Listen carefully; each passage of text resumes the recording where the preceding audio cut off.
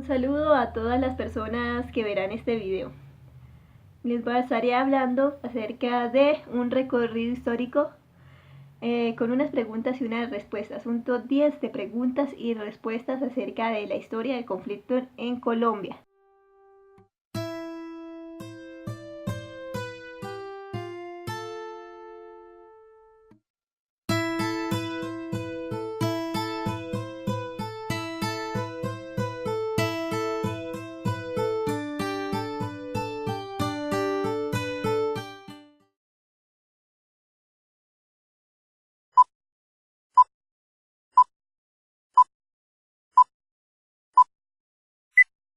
Primera pregunta y también respuesta es acerca de en qué consistía la Ley 200 de 1936.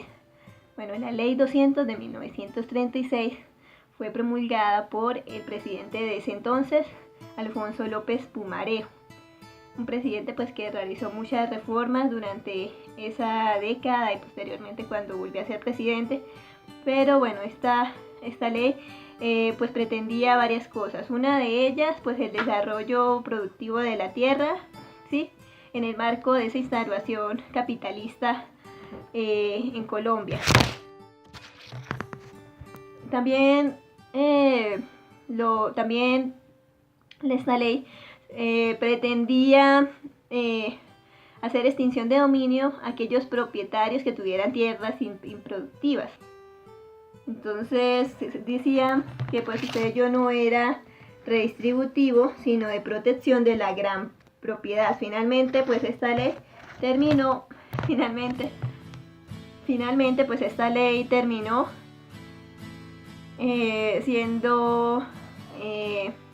protegiendo a los grandes hacendados de esa época, la economía de hacienda que tenía nuestro país, y pues incentivando pues esa transformación capitalista que en ese momento estaba surgiendo. Nuestra segunda pregunta es acerca de por qué continuó la violencia en Colombia pese a la desmovilización de las guerrillas liberales y algunas comunistas durante la dictadura de Gustavo Rojas Pinilla.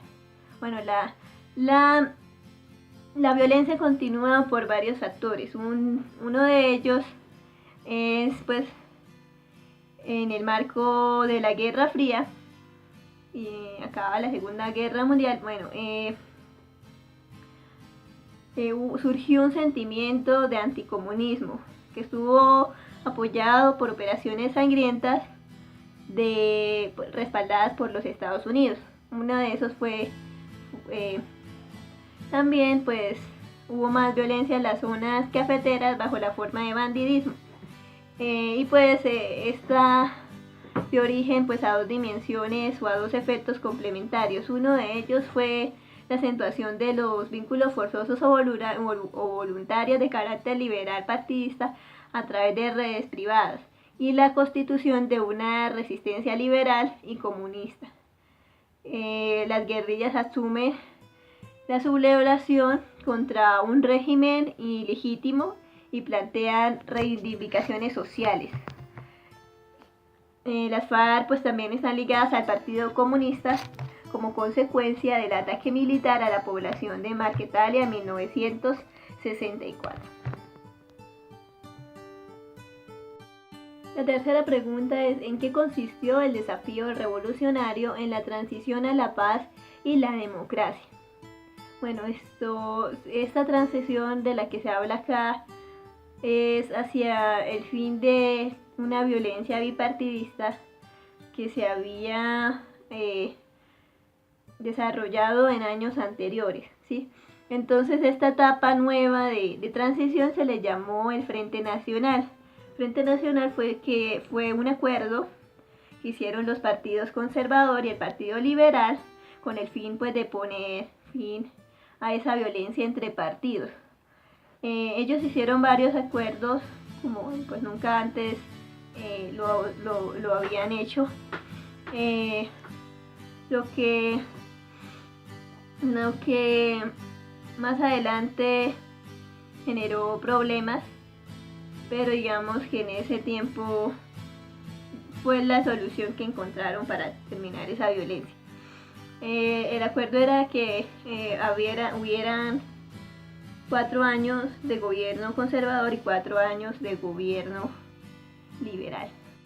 Bueno, a pesar de que el Frente Nacional apaciguó la violencia, generó otro tipo de violencias por aquellos que no pertenecían ni al Partido Liberal ni al Partido Conservador y que finalmente crearon su propia ideología más entrelazada con el comunismo que empezaba a expandirse por toda Latinoamérica. Y desde allí, pues esos inconformistas con un partido y con el otro, pues crearon algunas guerrillas o como las Fuerzas Armadas Revolucionarias de Colombia, el Ejército de Liberación Nacional y el Ejército Popular de Liberación.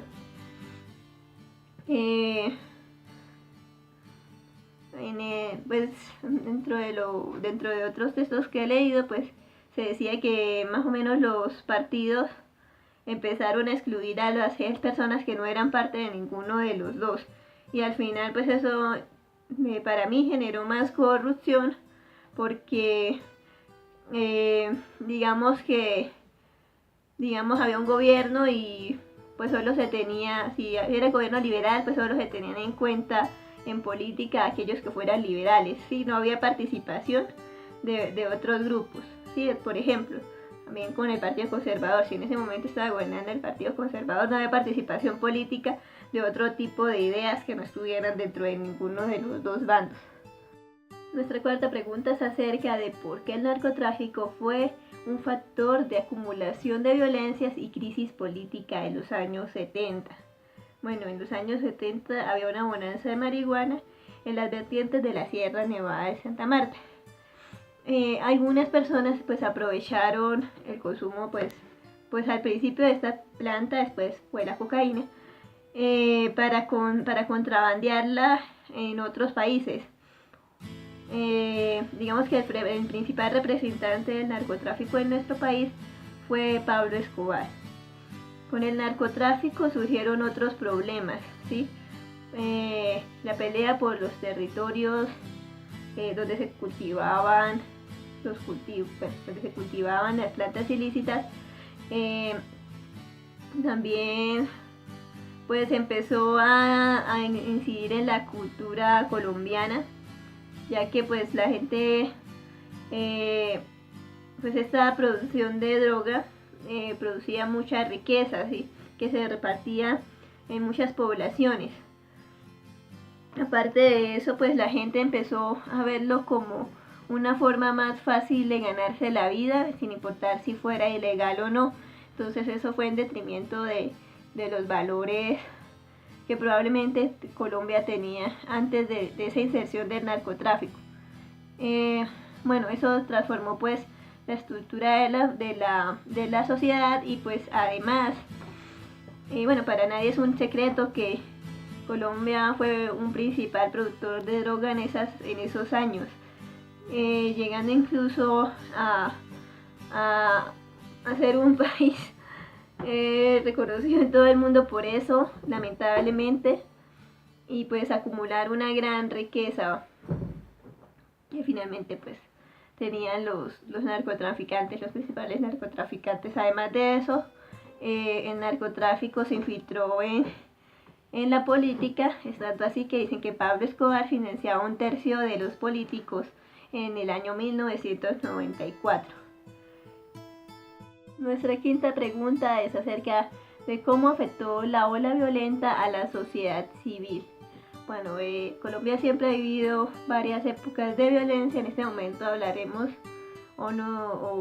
acerca de la ola violenta de los años 80, en donde también el narcotráfico tuvo mucho que ver. En esta ola violenta hubo muchos ataques a la población.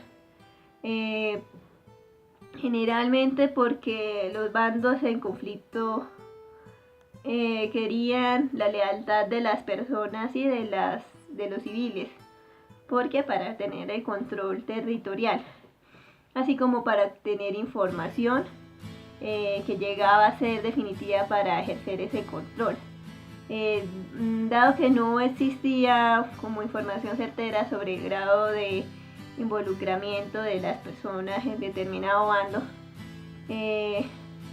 pues las guerrillas sitiaban a toda la comunidad, así sobre que cayera la más mínima sospecha. Si digamos si había alguien sobre que recayera esa sospecha, pues lo mataban. En otras palabras, el conflicto se expresaba por un lado en combate entre el ejército y las guerrillas, y por otro se expresaba en retaliaciones de todo tipo contra la población civil para asegurar esa colaboración.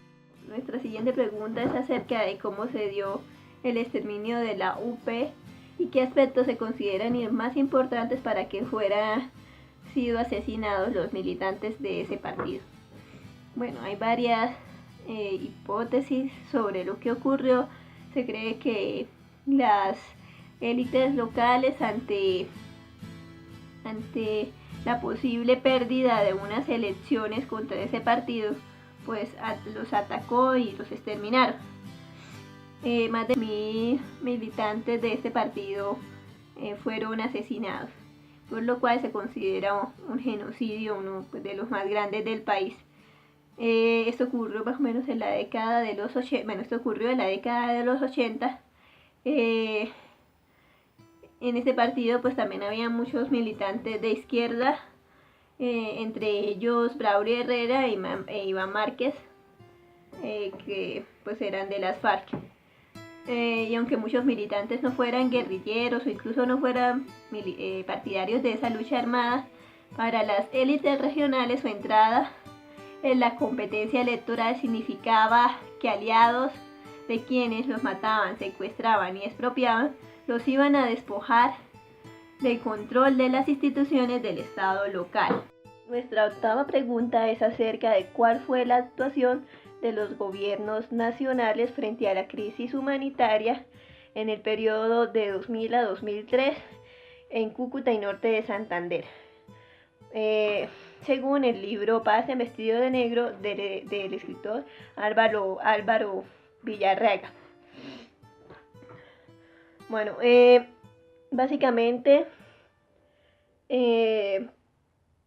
hubo dos gobiernos durante este periodo. Uno de ellos fue el de Andrés Pastrana, quien impulsó varios programas que no tuvieron un alto perfil, pero que sin embargo pues contribuyeron pues a hablar de paz en la región. Uno de esos fue el Observatorio de Violencia en Cúcuta, la Casa Comunitaria de la Justicia y la Ciudadela La Libertad. Pero el más exitoso de esos programas o esas políticas que intentaron implementar durante ese periodo fue el bachillerato para adultos con énfasis en convivencia pacífica, desarrollado en Cúcuta y en otros municipios. También se realizaron campañas, ¿sí?, para que las personas alzadas en armas, especialmente los guerrilleros, se involucraran otra vez a la vida civil, si fue la llamada reinserción. Y pues se hicieron campañas para eso. También posteriormente, pues con el gobierno de Álvaro Uribe Vélez y en el marco de su política de seguridad democrática, estas estrategias cambiaron, ¿sí? Porque pues a Uribe le importaba más que hubiera militarizar la zona, y de hecho pues sí se incrementó la presencia de policía en 40 municipios del departamento. Aparte de eso, pues como pues ustedes ya lo sabían, o bueno, como ustedes pronto lo saben, incrementó redes de informantes, ¿sí? Es decir, le pagaba a las personas que dieran información acerca de los grupos armados, especialmente la guerrilla. Además, pues hizo alianzas entre la policía y el DAS, ¿sí?, con el fin pues de capturar a los guerrilleros. Sin embargo, pues la política de Álvaro Uribe Vélez fue un poco contraproducente en cuestión de derechos humanos. ¿Por qué? Porque muchas veces se instigó a la población civil que, que no contribuyera con información o se obligaba, sí, se obligaba a que lo hicieran y pues eso va en contra del derecho, de los derechos humanos, sí, del derecho internacional humanitario, porque los civiles no deben entrar dentro de las confrontaciones, sí, armadas, y de alguna manera al ser ellos informantes y al involucrarlos dentro de eso, pues estaban actuando ya no como civiles, sino se estaban perdiendo pues su investidura de civiles y pues podían ser atacados y de hecho creo que en algunas ocasiones ocurrió. Que, bueno, aparte de eso, pues Uribe pretendía, según el libro, ¿no?, limitar el derecho a la tutela, las acciones de tutela y también limitar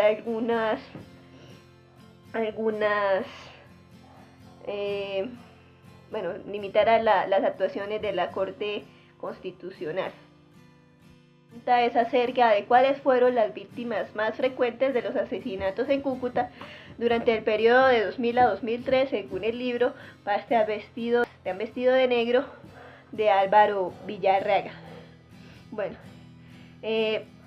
hubo muchos asesinatos durante esa época del 2000 al 2003, especialmente pues de sindicalistas, de personas relacionadas con la izquierda política y de académicos. Pero ellos no fueron el grupo de personas que fueron asesinados con más frecuencia en el norte de Santander y en Cúcuta. Las personas que fueron más víctimas de la violencia,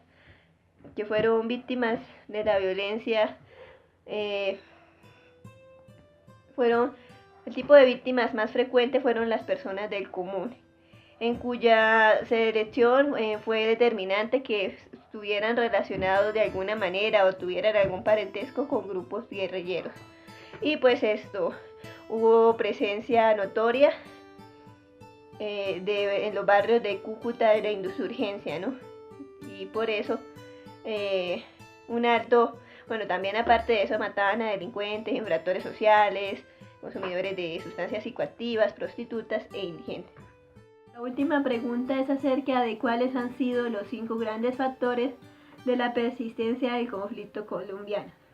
Bueno, la persistencia pues se ha dado por 5 factores importantes, que son el narcotráfico, la mala distribución de la propiedad, ya que generalmente los ricos son cada vez más ricos y los pobres cada vez más pobres, es decir, hay una mala distribución de la riqueza, el exterminio del grupo político de la Unión Patriótica, el mismo sistema político y pues la articulación de las FARC y de las Autodefensas Unidas de Colombia con el narcotráfico. Y pues la provisión privada de coerción de la seguridad, precisamente las autodefensas y el paramilitarismo que hubo en esa época, bueno, y que de pronto sigue existiendo en este momento bajo las denominadas BACRI.